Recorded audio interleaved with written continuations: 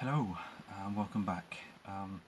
It's your budget Roger Scruton lookalike sitting here. I thought I'd do a quick video connecting digital health and the COVID-19 pandemic response, as there might be a few people out there thinking, how on earth can I turn my medical intervention or healthcare service into an online digital form and keep delivering it in times of pandemic when everyone's either in lockdown, shut down, or not able to get to their GP practice. So this will be a short video about digital health resources more generally and where you can look if you're a novice and you've not come across this area of work before, and some advice about how you might think of turning your face-to-face intervention into a digital one, or a remote service.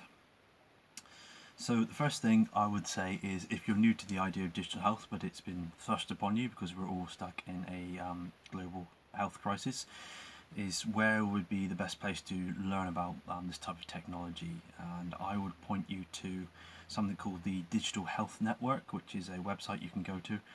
It has a newsletter that's very good, that keeps you up to date daily with advances in technology and suppliers, providers, news about contracting. And they have a webinar series about COVID-19 specifically as well, that you can listen to at your leisure, discussing salient topics to do with the disease and primary care, not just primary care, to do with healthcare and the running of digital services. If you're in the NHS or you're a researcher, there's something called Future NHS or Future.nhs, which is I suppose you could call it a platform for sharing information and knowledge, a knowledge exchange platform that's been created that does have a digital primary care element in it. So you can register for that and you'll get up-to-date information from leading digital health experts, policymakers, etc. Again, and all the invitations to the latest webinars and information you could collect. If you want to know what products are out there in terms of digital health, I would point you to libraries. There's libraries of certified products. The biggest one really I would say is the NHS app library, which has a repository of certified from a technical standpoint, so the data security and management issues have been validated. It's made by a clinically validated algorithm, etc., where you can go and search for products and find the ones that you want. If you're looking for, let's say, depression related apps, then you can go and find them in that store, and they've been validated externally to work.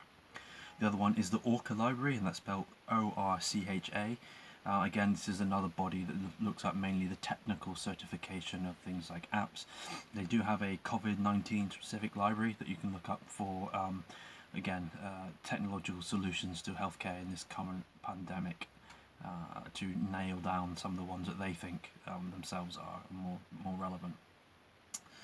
I talked a little bit before in another video about how to evidence digital products for their effectiveness. I don't know if I mentioned the paper written by the head of the NICE panel for digital technology, who wrote a paper. This man's name is Chris Pomfret, and he wrote a paper analysing all of their data a while ago about what succeeds for commissioning for NICE. So the main takeaway from this point is proving the efficacy of digital healthcare products does not involve randomised controlled trials as much as small individual studies around economics, usability, patient feedback. So if you're looking for an evidence base for something to commission into your health service, sometimes what you might find the most useful are small individually published studies, rather than trying to find the massively powered RCT that doesn't actually tell you a lot about best ways to implement these types of products. Anyway, that's a bit of a sideline really. I've talked a little bit about NHS Digital's assessment questionnaire, NHSS's digital data standards that you can look up. That's in another video. Very quickly then, I also wanted to say to you some basic advice for how to move your work online. If you've got a face-to-face service, one of the first things I might look at is some of the papers by Tricia Greenhalgh, who's provided some guidance for triage platforms and how to move your service online and what to do. And the use of triage platforms has been quite helpful. That's in the BMJ, I believe. More importantly, I want to stress as well that NHS Digital has a digital inclusion guide, because one of the big issues around digital is that it can exclude certain groups of people, or they may not have access to it in the first place. So the kind of inclusivity issue is slightly more salient, because populations that may be more at risk of COVID-19 may actually also be somewhat excluded from the use of digital solutions in some cases. I'll give an easy example that care homes sometimes, if you want to think about what we can do to alleviate the burden on care homes at the minute, some of them have somewhat sketchy internet connections, and you may have a wonderful service that you could pitch to them, but their connection speeds are low if they do have internet, and it might be located in a communal area not fit for purpose for the other ends of the care home depending on its size. So quite often the first thing I would say to anyone looking to transition their face-to-face service to a digital one is think about the basic pragmatic questions of what do you need to run this service is, do I have those things, what are the basic pragmatic limitations that you need to consider. Another classic example was trying to get NHS staff to do video consultations and then realising a lot of the computers issued to NHS staff don't have web cameras, which would make the entire thing impossible. So my basic advice would be to you is not to consider the technical detail, because things like the NHS app library have certified products, but to think about the pragmatic implementation side of it that might be the thing that hamstrings you when you try and implement something new.